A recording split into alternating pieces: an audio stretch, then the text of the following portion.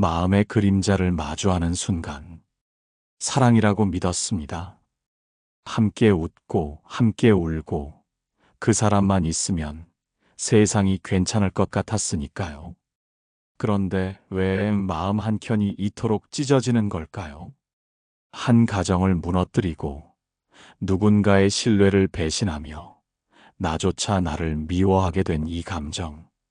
사랑이었는지 욕망이었는지 이제는 분간조차 어렵습니다. 누군가는 말했습니다. 불륜은 사랑의 변종이며 업보는 그 그림자라고. 부처님께서는 말씀하셨습니다. 업은 마음이 지은 것이니 그대가 지닌 사랑도 그대가 짊어질 업이 되리라. 이야기의 시작은 죄책감입니다. 하지만 그 끝은 반드시 고요일 것입니다. 그 여정을 지금 함께 걸어가 봅니다. 그날 밤 그녀는 처음으로 전화를 끊으며 울지 않았습니다. 익숙했던 남편의 무관심이 그날따라 이상하게 조용하게 느껴졌고, 하필이면 그렇게 무너졌습니다. 하필이면 그도 외로웠다고 했습니다. 사랑하지 않으면서도 손을 놓지 못했던 관계. 사랑해선 안 되는데 자꾸 손이 가던 인연. 그건 운명이 아니라 미처 거두지 못한 마음의 찌꺼기였습니다. 그녀는 말했습니다. 처음엔 위로였어요. 그 사람이 내 얘기를 들어주니까. 내가 살아있다는 걸 느끼게 해주니까. 근데 이게 이렇게 될 줄은 몰랐어요. 탐욕은 사랑의 이름으로 옵니다. 처음엔 아무도 상처받지 않으리라 믿지만 결국 가장 깊은 곳까지 상처를 남깁니다. 마음은 죄를 짓고 입은 침묵하고 몸은 돌아서지 못합니다. 한참을 멈춰 있다가 그녀는 내게 조용히 물었습니다. 저 너무 나쁜 사람일까요? 나는 대답하지 않았습니다. 대신 부처님 말씀을 전했습니다. 그대가 지은 죄를 누가 대신할 수 있으랴? 그러나 그대가 깨달은 마음은 스스로를 건질 수 있으리라. 그녀는 울었습니다. 사람은 누구나 외롭습니다. 하지만 외로움을 핑계로 죄를 덮으면 업은 반드시 그 마음에 흔적을 남깁니다. 그러니 부디 기억하소서. 불륜은 죄로 시작되지만 고통은 죄책으로 자랍니다. 그 죄책을 붙잡고 살지 말고 그 밑에 가라앉은 외로움을 먼저 들여다보시기를. 용서받으려 하지 말고 스스로를 먼저 용서하려 애쓰시기를. 죄는 남이 내리는 것이 아닙니다. 업은 남이 만드는 것이 아닙니다. 그 모든 시작과 끝은 이 마음 안에 있습니다. 그러니 이제 그 마음을 조용히 들여다보는 일부터 시작해 봅니다. 고백, 침묵의 칼날을 건너다. 정말 말하고 싶지 않았습니다. 그 한마디로 모든 게 무너질 걸 알면서도 더는 버틸 수 없었습니다. 거짓말로 하루를 버티는 일이 사랑보다 더 괴로웠으니까요. 그녀는 말했습니다. 당신한테 미안한 감정이 아니라 나 자신한테 더는 거짓말을 못하겠더라고요. 남편은 아무 말도 하지 않았습니다. 눈을 마주치지도 않고 식탁 위 물잔만 천천히 돌렸습니다. 그건 차라리 분노보다 두려운 반응이었습니다. 눈물도 없었고 소리도 없었고 단지 아주 오래된 무너짐이 조용히 흘렀습니다. 부처님께서는 말씀하셨습니다. 참회란 죄를 씻는 일이 아니라 스스로의 무지를 밝히는 일이니라. 사람은 누구나 실수합니다. 하지만 그 실수를 마주할 용기는 누구나 가진 게 아닙니다. 그녀는 고백하고 나서 더 깊은 어둠 속으로 떨어졌습니다. 남편의 말 없는 얼굴 앞에서, 자식들의 평소와 다르지 않은 일상 앞에서 차라리 이기적으로 숨겼으면 좋았을까 하는 마음도 들었다고 했습니다. 근데요, 이상하게 말하고 나니까 더 외롭더라고요. 그렇습니다. 고백은 구원이 아닙니다. 오히려 진짜 죄의식은 말한 뒤에야 온몸으로 밀려옵니다. 이제는 핑계도 이유도 숨길 구멍도 사라졌으니까요. 하지만 이때야말로 업의 실체가 드러나는 순간입니다. 불륜이라는 행위보다 더 무서운 건 그 뒤에 남는 고통과 책임이라는 그림자입니다. 부처님께서는 또 이렇게 말씀하셨습니다. 그대가 참으로 죄를 뉘우친다면 스스로의 허물 앞에서 엎드려 눈물 흘릴 것이요. 그 눈물이 강이 되어 업을 씻으리라. 침묵은 쉽습니다. 그러나 고백은 자신을 마주하는 일입니다. 남이 나를 벌하지 않아도 내 마음이 나를 더 깊이 벌할 수 있다는 것을. 그녀는 그날 밤 처음으로 혼자서 절을 했다고 했습니다. 아무도 없는 방, 조용히 무릎을 꿇고 두 손을 모아 자신의 무지를 참회했다고 했습니다. 그 고요 속에서 잠깐, 아주 잠깐 가슴 깊은 곳에 온기가 스쳐갔다고 했습니다. 그대여, 고백은 벌을 받기 위함이 아닙니다. 스스로를 다시 시작하게 하기 위한 천문입니다. 다음 이야기는 그녀의 남편이 처음으로 입을 열던 그 아침, 묵은 감정들이 밖으로 흘러나오던 순간으로 이어집니다. 무너짐의 끝에서 피어나는 말. 아침이었습니다. 전날의 침묵은 여전히 방 안을 감싸고 있었고, 그녀는 평소처럼 아이의 도시락을 쌌습니다. 그는 소파에 앉아 신문을 들고 있었지만 눈은 움직이지 않았습니다. 식탁에 마주 앉았을 때 그가 입을 열었습니다. 왜 그랬어? 그 한마디. 분노도 고함도 없이 던져진 그 말 한 줄이 그녀의 심장을 꿰뚫었습니다. 사랑받고 싶었어요. 그녀는 그 말 외엔 아무것도 할 수 없었습니다. 그 뒤로는 울음만 나왔습니다. 누가 누구에게 잘못을 따지기엔 너무 많은 무관심과 오래된 상처들이 엉켜 있었습니다.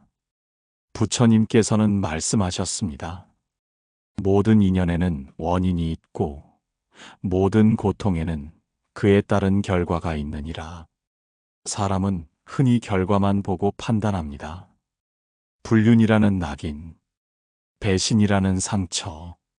하지만 그 마음이 거기까지 오기까지의 외로움은 좀처럼 들여다보려 하지 않습니다. 남편은 조용히 말했습니다. 난 네가 힘들었는지도 몰랐어. 그 말이었지만 그 밑엔 또 다른 말이 숨어 있었습니다. 나도 힘들었어. 나도 지쳐 있었어. 사랑이 식은 게 아니라 삶이 너무 거칠었던 겁니다. 맞벌이에, 육아에 서로를 위한 시간이 사라지고 집은 점점 공동생활의 공간이 되어버렸습니다. 그녀는 그제야 깨달았습니다. 사랑이 끝나서 외로웠던 게 아니라 서로가 버텨야 했던 고단함 속에서 말 한마디를 잃어버렸던 것이었습니다. 부처님께서는 또 말씀하셨습니다. 그대가 미움을 품으면 그 미움이 먼저 그대를 해치고 그대가 이해를 품으면 그 이해가 먼저 그대를 살리느니라. 그날 둘은 아무런 결론도 내지 못했습니다. 이혼도 용서도 아무것도 말하지 않았습니다. 단지 서로의 눈을 처음으로 아주 오랜만에 들여다봤을 뿐입니다. 사람의 인연은 그렇게 한순간에 끊기지 않습니다. 오히려 가장 부서진 지점에서 비로소 서로의 진심이 스며들기도 합니다. 그녀는 그날 밤 혼자 중얼거렸습니다. 그렇게 사랑하던 사람이었잖아. 불륜은 잘못이지만 그보다 더 깊은 잘못은 서로가 서로를 너무 오래 외면했던 그 시간들이었는지도 모릅니다.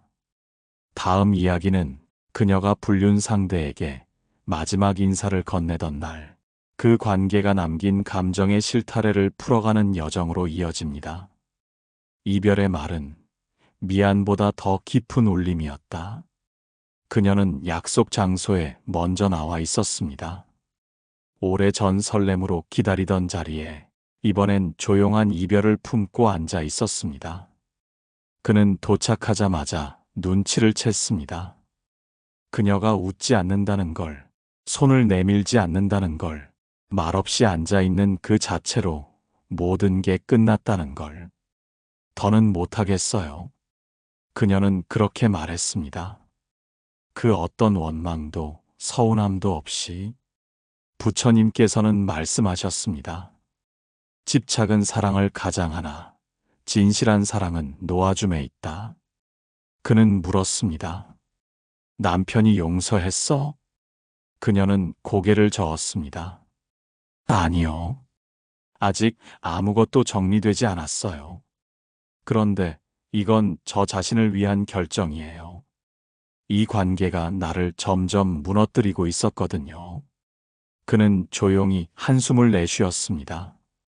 그동안 둘은 누구보다 서로를 이해한다고 믿었지만 그 이해가 서로의 상처를 부추기고 있었다는 걸 뒤늦게야 알게 된 것입니다. 그녀는 말했습니다. 처음엔 정말 고마웠어요. 당신이 내 말을 들어줘서, 당신이 나를 특별하게 대해줘서. 근데 지금은 미안하단 말밖에 없네요. 그 말은 끝맺음이 아니라 그가 그녀 안에서 점점 멀어져 가고 있다는 신호였습니다. 그는 마지막으로 그녀에게 물었습니다. 우리 사랑은 진심이었어? 그녀는 잠시 침묵하다 조용히 고개를 끄덕였습니다. 진심이었지만 바른 길은 아니었어요. 그 말이 두 사람 사이의 결을 갈랐습니다. 사랑은 때때로 진심이어도 그 진심만으로 옳음을 증명할 수는 없습니다. 부처님께서는 또 말씀하셨습니다. 그대가 떠나야 할 인연을 붙잡고 있다면 그 손에 업이 맺히고 그 마음에 괴로움이 깊어지리라. 그녀는 일어나며 마지막 인사를 했습니다. 당신 덕분에 내 외로움을 알게 됐고 이제 그 외로움을 나 혼자서도 감당할 수 있을 것 같아요. 정말 고마웠어요. 그는 아무 말 없이 그녀의 뒷모습을 오래 바라보다 조용히 그 자리를 떠났습니다. 사람은 이별을 통해 비로소 자신을 마주합니다. 사랑이라는 이름으로 덧칠된 욕망도, 위로라는 이름으로 시작된 무너짐도 그 끝에서야 본 모습을 드러냅니다. 그녀는 돌아오는 길, 창밖을 보며 중얼거렸습니다. 이제 나를 다시 살아야겠구나. 다음 이야기는 그녀가 자녀에게 무심코 들켜버린 혼란의 흔적, 그 무심한 말 한마디가 불러온 반성의 순간으로 이어집니다. 아이의 눈동자에 비친 나의 그림자. 그날 저녁 딸아이가 조용히 말했습니다. 엄마, 요즘 많이 울어? 그녀는 당황해 아무 말도 하지 못했습니다. 방문을 닫고 혼자 있을 때마다 울음소리를 줄였다고 생각했는데 그 조용한 흐느낌조차 아이는 듣고 있었던 겁니다. 그 순간 그녀는 가슴이 덜컥 내려앉았습니다. 어른들만의 문제라 여겼던 일들이 고스란히 아이의 마음에도 스며들고 있었다는 걸 왜 이제야 깨달았을까요? 부처님께서는 말씀하셨습니다. 그대가 짓는 모든 마음은 그대를 둘러싼 이들에게도 전해지느니라. 자식은 부모의 거울이요 부모는 자식의 업이니라. 그녀는 억지로 웃으며 말했습니다. 엄마, 그냥 조금 피곤해서 그래. 하지만 아이는 말했습니다. 엄마, 웃는 거 가짜야. 그 짧은 말 한마디에 그녀는 그대로 무너져 내렸습니다. 분류는 혼자만의 일처럼 시작됩니다. 비밀로 둘 수 있다고, 감출 수 있다고 믿습니다. 그러나 그 마음에서 흘러나온 진동은 가족의 마음까지 흔들어 놓습니다. 그녀는 스스로를 책망했습니다.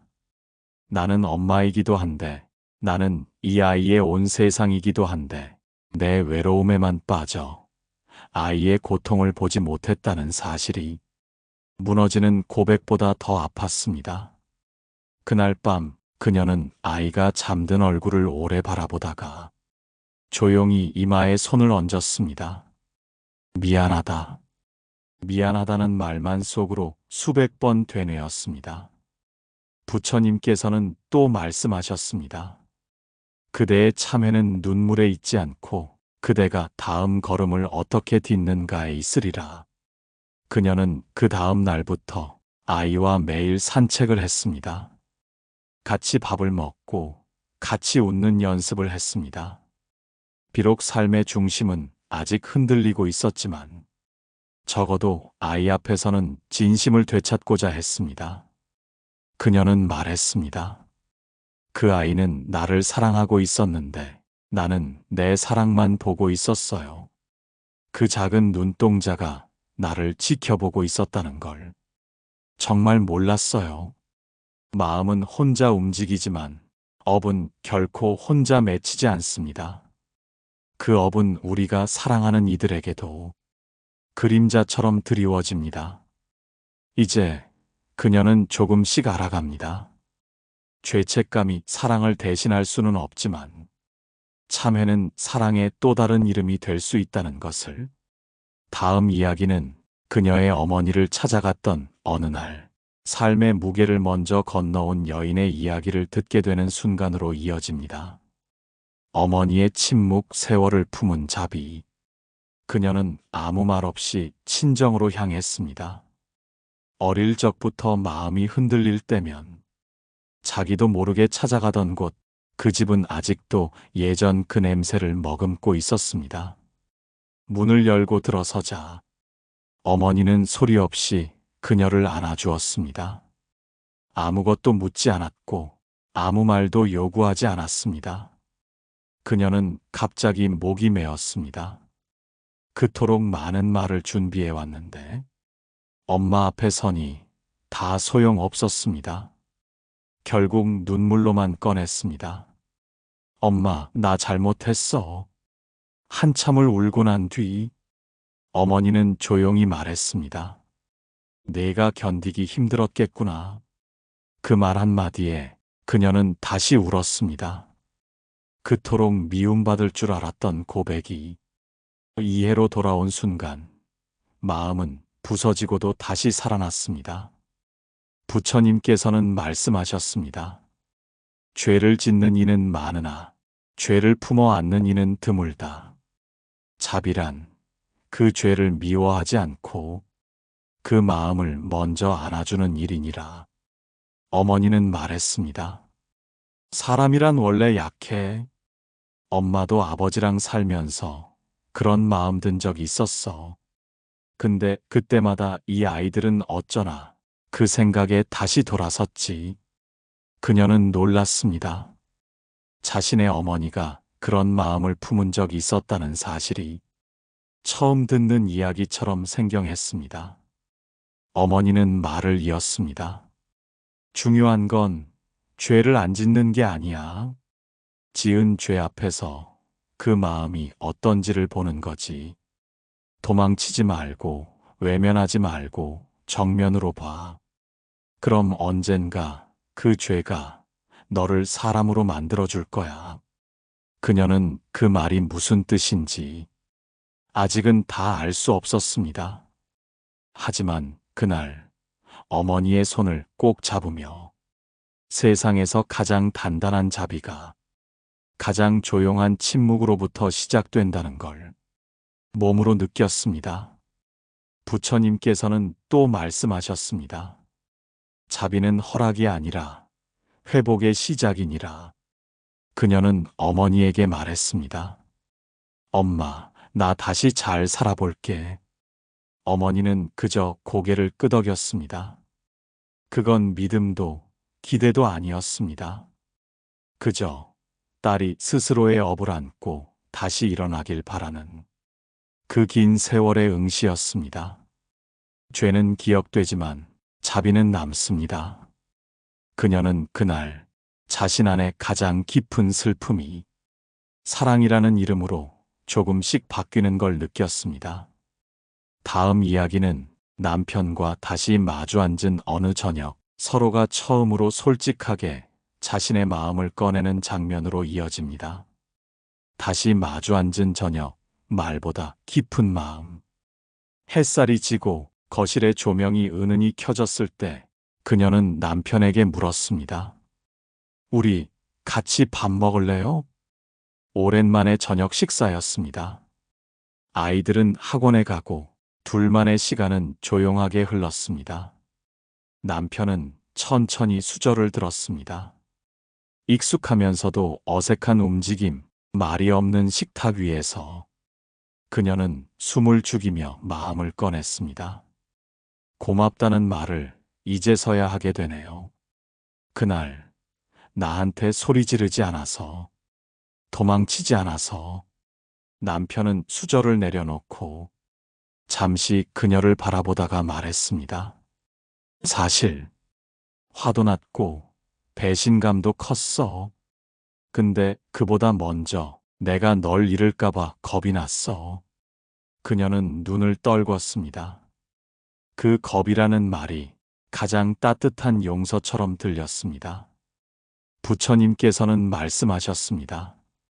인연이란 서로를 감싸는 그릇이니 때로는 깨어진 자리에 진심을 담아 다시 빚을 수도 있느니라. 남편은 조용히 물었습니다. 그 사람 많이 좋아했어? 그녀는 고개를 끄덕였습니다. 그땐 내가 그 사람에게서 살고 있다고 믿었어요. 근데 결국 나 자신이 없더라고요. 당신한텐 미안해요. 정말. 남편은 고개를 저었습니다. 이제 와서 미안하다고 해도 그 기억이 없어지진 않겠지. 근데 나도 생각해봤어. 우리 사이에 틈이 생긴 게 단지 내 잘못만은 아니었다는 걸. 그 말은 사랑이 회복되고 있다는 신호였습니다. 서로를 탓하지 않고 각자의 무너짐을 함께 바라보기 시작했다는 증거였습니다. 부처님께서는 또 말씀하셨습니다. 참회는 단지 죄를 고백하는 것이 아니라 그 죄가 피운 인연의 고리를 다시 잇는 일이니라. 그날 둘은 오랜만에 차를 마셨습니다. 밤이 깊어갈수록 예전처럼 웃음은 나지 않았지만 마음이 조금, 아주 조금씩 풀리고 있다는 것을 서로 느낄 수 있었습니다. 그녀는 말했습니다. 우리 다시 사랑할 수 있을까? 남편은 대답하지 않았습니다. 하지만 그녀의 손을 조용히 잡아주었습니다. 그게 대답이었습니다. 죄는 흔적을 남기지만 그 흔적 위에 다시 길을 내는 것은 오직 함께라는 마음뿐입니다. 다음 이야기는 그녀가 스스로에게 처음으로 던진 질문, 나는 누구였는가? 그 물음과 마주하는 내면의 고백으로 이어집니다. 나는 누구였는가? 거울 앞에서 묻다. 하루는 조용한 오후, 그녀는 거울 앞에 앉아 자신을 오래 바라봤습니다. 화장기 없는 얼굴, 지쳐 보이는 눈동자, 오래된 상처가 남긴 흔적까지. 그렇게 마주한 얼굴 앞에서 처음으로 스스로에게 물었습니다. 나는 누구였을까? 무엇이 그렇게 외로웠고 무엇이 그렇게 허전했을까? 부처님께서는 말씀하셨습니다. 마음이 곧나요. 그 마음이 탐에 휘둘리면 그대는 마음 아닌 탐욕에 의해 사는 존재가 되느니라. 그녀는 이제야 알게 되었습니다. 사랑이라는 이름으로 누군가에게 기대고 있었던 시간은 사실 자기 자신을 외면하고 있던 시간이었습니다. 나는 나를 돌본 적이 없었어요. 늘 누군가에게 사랑받기를 기다리면서 정작 내가 나를 사랑한 적은 없었더라고요. 가족을 위해 살았고, 아이들을 위해 견뎠고, 배우자를 위해 참았지만 그 모든 속에 나라는 존재는 늘 빠져 있었습니다. 그래서였을까요? 처음 위로를 받았을 때, 처음 이해받는 느낌이 들었을 때, 그 마음이 무너지는 줄도 모르고 달려가 버렸던 겁니다. 그녀는 조용히 눈을 감았습니다. 스스로를 미워하던 시간들, 스스로를 속이며 견디던 나날들, 그 모든 순간이 자신을 향한 무지였다는 것을 이제는 알았습니다. 부처님께서는 또 말씀하셨습니다. 자기를 아는 이가 곧 가장 큰 지혜를 가진 이요. 자기를 돌아본 이가 곧 가장 깊은 자비를 실천하느니라. 그녀는 그날 처음으로 미안해, 나 자신아 라는 말을 입에 올렸습니다. 누구에게도 들리지 않게 오로지 자신만이 들을 수 있게. 그 한마디가 죄보다 더 깊은 속죄처럼 느껴졌습니다. 자신을 이해하기 시작했을 때 비로소 타인을 향한 미움도 옅어졌습니다. 그녀는 그렇게 생각했습니다. 내가 나를 모르고 살았기에 남에게서 나를 찾으려 했던 거구나. 이제 그녀는 과거를 지우려 하지 않습니다. 그 시간을 통해 자신이 누구였는지를 알게 되었기 때문입니다. 다음 이야기는 그녀가 오랜만에 절에 들러 부처님 앞에 조용히 마음을 내려놓는 장면으로 이어집니다. 그 고요한 법당 안에서의 참회와 기도로 이 여정은 점점 마무리를 향해 가고 있습니다. 고요한 법당, 부처님 앞에서 무릎 꿇다. 절은 오래된 향내로 가득했습니다. 돌계단을 오르며 그녀는 무언가 오래된 감정을 꺼내듯 천천히 숨을 골랐습니다. 그 누구도 따지지 않고 그 무엇도 강요하지 않는 공간. 법당 문을 열고 들어서는 순간 마치 오래된 품처럼 고요가 그녀를 안았습니다. 부처님 앞에 앉아 그녀는 두 손을 모았습니다.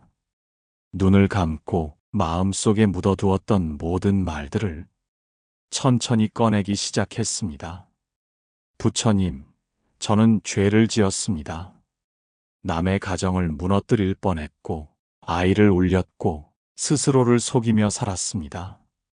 하지만 그 죄 안에 저는 처음으로 저 자신을 보았습니다. 그 말과 함께 눈물이 조용히 흘렀습니다. 누구를 위한 용서도 누구의 용서를 구하는 것도 아닌 그저 있는 그대로의 참회. 부처님께서는 말씀하셨습니다. 지은 죄는 물과 같고 참회는 강과 같으니 죄는 마음에서 일어나되 참회 또한 그 마음에서 흘러나오느니라. 그녀는 이제야 알게 되었습니다.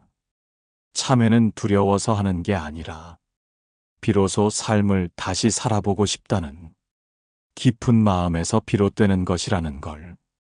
불륜, 배신, 외로움, 거짓, 그 모든 어두운 그림자들이 이제는 하나의 문이 되었습니다.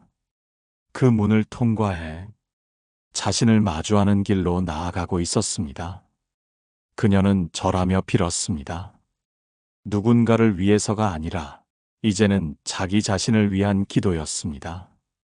부처님, 이 마음이 다시는 거짓에 흔들리지 않도록, 이 삶이 더는 외면으로 채워지지 않도록 저를 살펴주소서. 한참을 그렇게 앉아 있었을 때 마음이 아주 잠깐 가벼워졌습니다. 그건 용서가 아니라 그저 있는 그대로의 자신을 조금은 이해할 수 있게 된 순간이었습니다. 부처님께서는 또 말씀하셨습니다.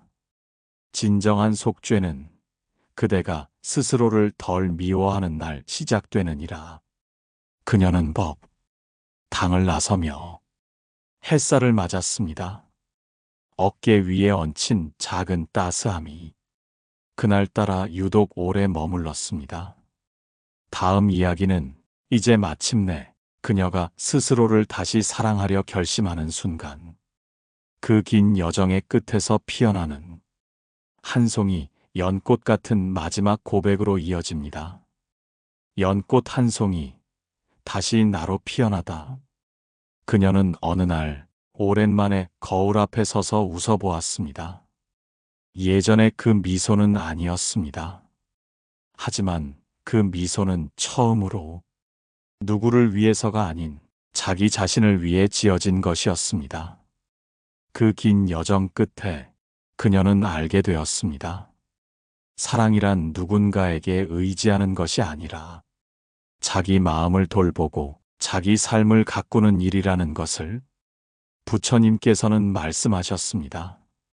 진정한 사랑은 자기를 해치지 않으며 진정한 용서는 남을 미워하지 않느니라. 그녀는 남편과 나란히 걷는 일상을 다시 받아들였습니다. 완벽한 용서도 완전한 회복도 아니었습니다. 하지만 서로가 서로를 바라보는 시선에는 더 이상 외면이 없었습니다. 아이들과 함께 웃고 조용한 저녁에 창문을 열어 바람을 맞으며 그녀는 종종 중얼거렸습니다. 이제는 나를 살아보자. 과거는 지워지지 않았습니다. 그 선택들, 그 상처들 모두 그녀의 일부로 남아 있습니다. 하지만 그 어둠을 뚫고 나온 마음은 더 이상 부끄럽지 않았습니다.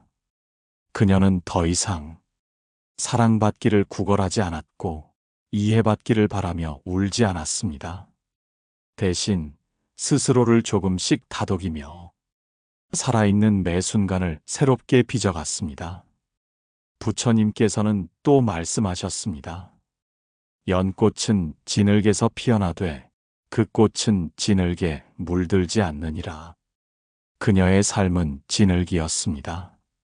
불륜이라는 고통, 업보라는 그림자, 그 모든 속에서 연꽃처럼 피어나는 하나의 마음, 자기를 미워하던 사람에서 자기를 안아주는 사람으로 남의 사랑을 갈구하던 마음에서 자신을 지켜주는 마음으로 그녀는 그렇게 다시 살아가고 있었습니다.